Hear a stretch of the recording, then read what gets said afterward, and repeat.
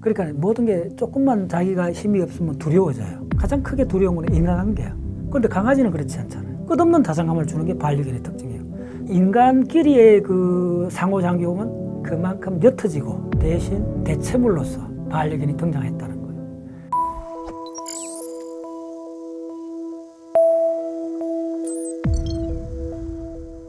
그러니까 모든 게 조금만 자기가 힘이 없으면 두려워져요. 가장 크게 두려운 건 인간관계예요. 대부분 인간관계를 하면서 상처를 자꾸 입잖아요. 그러면 어느 정도 지나가면 특히 여성분들이라서 상처를 입으면 더 이상 대인관계가 점점 두려워지는 거예요. 그런데 강아지는 그렇지 않잖아요. 내가 얘한테 주기만 하잖아. 서로가 주고를 받고 뭘 주느냐? 다정함을 주죠. 우리가 대인관계에서도 궁극적으로 다정함을 인정받고 싶어 하잖아요. 그런데 그거는 어렵잖아요. 그런데 반려견은 우리가 원하는 다정함을 우리가 조금만 이렇게 케어해주면 끊임없이 다정함을 주잖아요. 끝없는 다정함을 주는 게 반려견의 특징이에요. 결국은 인간의 브레인이 그런 쾌감을 찾아가는 최적화되는 길을 가고 있는 거예요. 좀 크게 보면. 근데 인간끼리의 그 상호작용은 그만큼 옅어지고 대신 대체물로서 반려견이 등장했다는 거예요. 넓게 보면 인간의 그 편안함, 행복감을 추구하는 그 가정 속에 있는데 그러니까 출산율이 떨어지잖아요. 우리 인간만 보면 서글픈 일이 된다는 거예요. 애를 안 놓으면 어떻게 될까요? 그래서 이거는 우리가 그냥 개인적으로 뭐가 좋다고 그렇게 갈 상황이 아니라는 거예요. 좀 더 거시적으로 보면. 내가 그 오래전에 봤던 다큐멘터리에 그 백두산 호랑이, 시베리아 호랑이 멸종하는 그런 쪽으로 가고 있다는 걸 그 마지막으로 보여준 영상이 아직도 기억이 나요. 궁극적으로 야생 동물들이 종이 멸종하는 가는 과정은 짝을 못 만나서 사라져가는 겁니다. 지금은 남녀가 있지만은 남녀에서 애정관계보다는 반려견을 통해서 대리만족을 더 하고 있잖아요. 차선책을 찾는 거예요. 인간관계를 하면 너무 힘들어지니까요.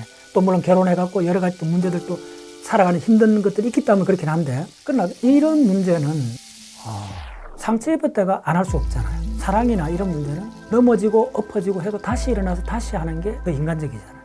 근데 우리는 지금 너무 이쪽에 계산이 빠른 거예요. 상처 입었고 경제적으로 좀 불리하면 안 해버리는 거예요. 그러니까 자손들이 어떻게 될지 앞으로 우리 대한민국이 50년, 100년 후에 어떻게 될지는 크게 생각 안 미치는 거예요. 그 한 개인의 한 짧은 단면에 불과하다는 거예요. 넓게 보면 사회가 있잖아요. 아들아 나에게 평발을 보이지 말라라는 게 있어요. 내가 아주 오래전에 읽은데 가슴이 뭉클했어요. 내가 군에 가고 안 가고는 내한테 물어가야 될 게 아니라는 거예요. 우리 할아버지한테까지 물어보라는 거예요. 우리 할아버지가 6.25 때 독일왕 조선시대 임진왜란 때 다 도망갔다면 우리가 있을 수가 없잖아요. 그래서 그런 기본적인 그 국민으로서 어떤 의무나 이런 것들은 결혼하고 자식을 놓고 하는 거는 의무라기보다는 미묘하잖아요. 그런 걸 등한시해버리고 나면 전체 이 이야기가 황당해져 버린다는 거예요. 그거는 바로 내 당대 이야기도 아니고 윗대까지 다 물어봐야 된다는 거예요.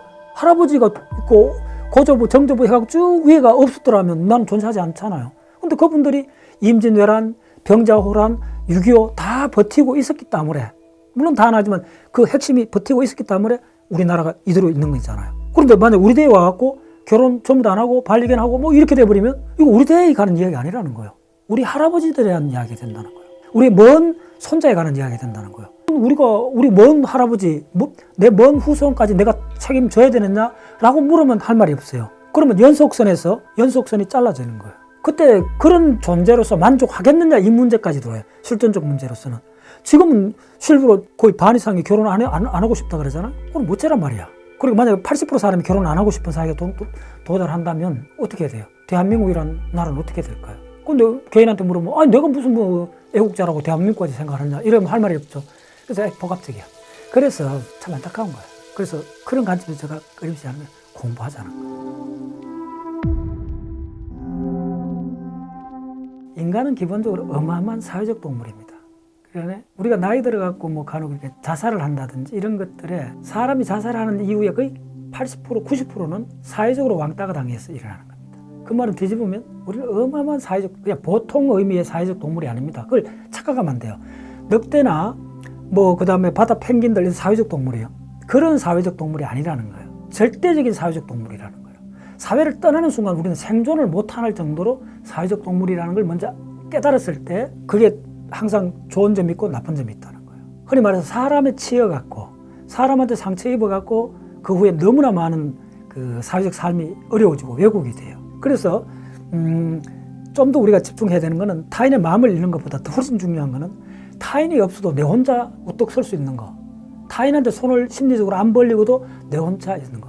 모든 인간 문제는 한 자리에 오래 앉아있지 못해서 생기는 문제다. 전국을 찌른 말이에요. 그래서 공부든 뭐든 이건 뭐냐면 혼자 조용히 앉아있는 시간을 마음껏 즐길 수 있는 사람은 타인과 관계도 원활히 맺을 수 있습니다.